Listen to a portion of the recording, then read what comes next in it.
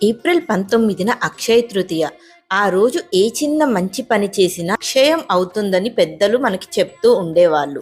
ఆ రోజు చేసే దానాలు కానీ, మంచి పనులు కానీ, పూజలు కానీ అక్షయమైన పుణ్యాన్ని అందిస్తాయి. ఆ రోజు ఉదయం 10:50 నుంచి 12:20 వరకు శుభ సమయం ఉంది.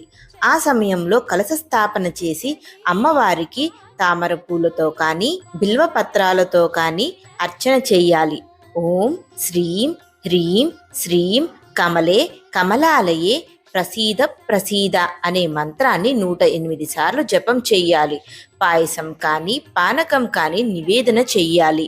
అమ్మవారికి తాంబూలం పెట్టేటప్పుడు అందులో మామిడి పండు ఉండేటట్టు చూసుకోవాలి. ఆ రోజు మజ్జిగ దానం చేసిన, పేదవాళ్ళకి ఎంతో కొంత దానం చేసినా ఎంతో పుణ్యం లభిస్తుంది. ఇలాంటి మరిన్ని విషయాల కోసం సనాతని మాటలు ఛానల్ని సబ్స్క్రైబ్ చేసుకోండి.